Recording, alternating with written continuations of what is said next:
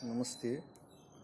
आज हम रामायण और महाभारत से दो उदाहरण प्रस्तुत करने जा रहे हैं जो ये दर्शाता है कि हिंदुओं का चरित्र कितना पौरुषहीन हो गया है, वे कितने पतित हो गए हैं। रामायण काल में भगवान श्री राम ने माता कैकेयी के कहने पर अपने भ्राता भरत के लिए राजगद्दी का त्याग कर वनगमन कर गए, जबकि गद्दी के उत्तराधिकारी भगवान श्री राम ही थे।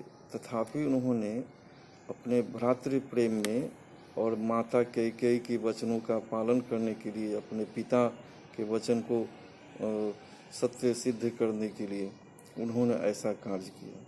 और महाभारत में कौरव पांडवों के बीच जो युद्ध हुआ था वो हम सभी जानते हैं। उसमें कौरव को गद्दी का अधिकार नहीं था, वह उसके उत्तराधिकारी नहीं थे। तथापि धृतराष्ट्र को गद्दी सौंपी गई थी कुछ परिस्थितिवश, जो आप हम जानते हैं। उस गद्दी पर बैठने के पश्चात उसके पुत्र दुर्योधन ही अपने आप को राज्य का अधिकारी समझने लगा और वह सुई के नोक के बराबर भी भूमि देने से अस्वीकार कर दिया बिना युद्ध के। और हम सभी जानते हैं कि उसके पश्चात युद्ध हुआ और उसका परिणाम क्या हुआ। यहाँ इस दोनों प्रसंग की चर्चा करने का हमें यही कारण है कि आज के संदर्भ में यदि हम इसको संबद्ध करें तो ठीक इसके विपरीत हिंदू हो गए। आज हिंदुओं के मध्य आपस में भाई भाई के बीच, परिवार के बीच, समाज के बीच, संबंधियों के बीच, हिंदुओं के बीच यदि किसी तरह का विवाद होता है, विशेषकर आर्थिक विवाद, तो हिंदू 1 इंच भूमि के लिए भी ऐसा षड्यंत्र करते हैं, इतने अपराध करते हैं, इतनी हिंसा करते हैं, जो हिंसा शब्द भी छोटा पड़ जाता है और वो एक दूसरे का जीवन ही समाप्त कर देते हैं।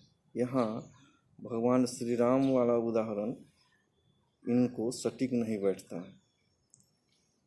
कोर्ट में, न्यायालय में लाखों ऐसे केस भरे पड़े हैं जिसका निदान अभी तक नहीं हुआ।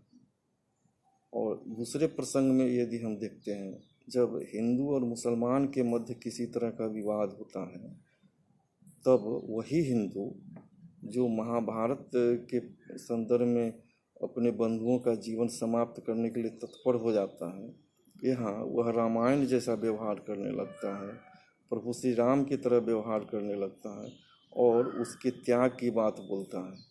पूरी तरह त्याग कर देना चाहिए। श्री राम जन्मभूमि आंदोलन के संदर्भ में हम लोग देख चुके हैं, जो वहाँ हिंदुओं द्वारा ही कहा जाता था कि उस जन्मस्थली का उपयोग शौचालय बनाने में, पुस्तकालय बनाने में, विद्यालय बनाने में, कोई पर्यटन स्थल बनाने में आदि आदि उपयोग किया जाए, किंतु श्री राम मंदिर न बने जिससे कि मुसलमान नाराज न हो जाए।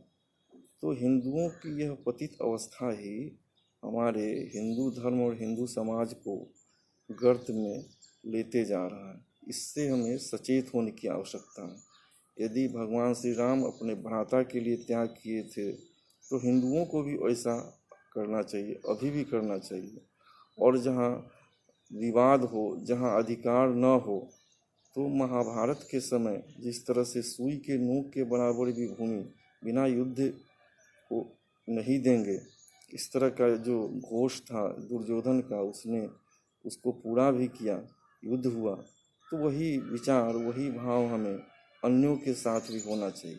ऐसा नहीं है कि एक जगह हम प्रभु श्री राम बन जाए अन्य के संदर्भ में, विधर्मियों के संदर्भ में, और अपने बंधु बांधव के संदर्भ में हम महाभारत का उदाहरण प्रस्तुत करते हैं। इसे दोगली नीति कहते हैं, इसे हिंदुत्व नहीं कहते, इसे पौरुषहीनता कहते हैं, चरित्रहीनता कहते हैं, पतित अवस्था कहते हैं। जय श्री कृष्ण।